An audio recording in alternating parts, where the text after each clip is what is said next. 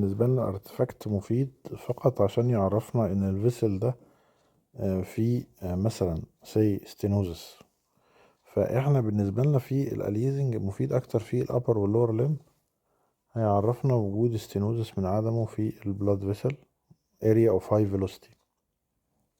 طيب لو فرضنا ان الاليزنج نفسه حصل في ارياز بالنسبة بقى للفيتو ماترنال سيركوليشن، المفروض ما يحصلش اليزنج، لان انا مش هلاقي ارياز اوف ستينوزس في الامبليكال ارتري مثلا، ولكن هلاقي اليزنج موجود لو انا عملت عملت مش يعني عملت رونج دونجز في الفيزياء، يعني استعملت الزراير بطريقة غلط. واستعمال الزراير بطريقة غلط بكل بساطة ان انا ما ظبطش علامة يساوي بتاعة الدوبلر مثلا، ان تبقى علامة يساوي بتاعة الدوبلر اللي هي الانجل بتاعتي، الانجل بتاعتي قريبة للزيرو قوي، يبقى لازم اظبط الانجل بتاعتي دايما مع اتجاه الايه، البلاد فيسل. طيب تاني حاجة ايه اللي ممكن يعمل الموضوع الاليزنج، ان انا اعلي البي ار اف قوي. يبقى احنا عايزين حاجتين في الصورة دي. بكل بساطة الاليزنج بالنسبة لي في معادلة دوبلر. معادلة الدوبلر دي لو انت بوظت الانجل او بوظت الفيلوسيتي او بوظت الفريكوانسي،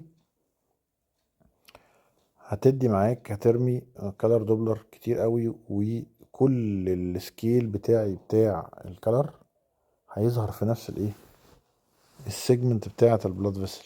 كل الالوان في نفس السيجمنت بتاعة البلاد فيسل. وبالتالي انا اعالج الموضوع ده ازاي؟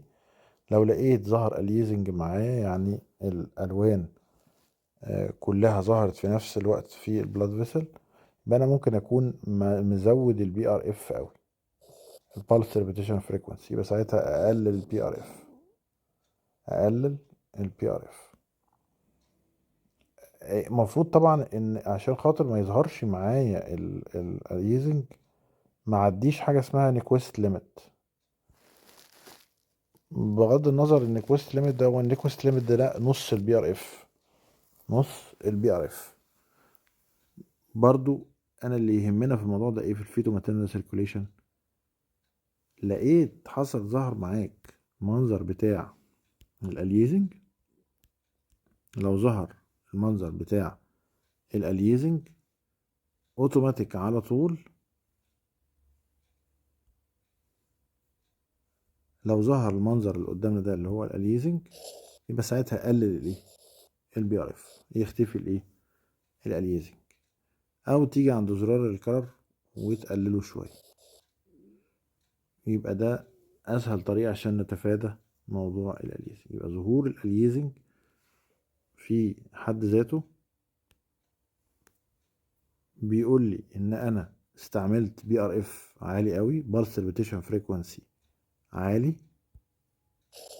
او ان انا حاطط الانجل على البلاد فيسل بطريقه مش مظبوطه، مقربه للزيرو قوي.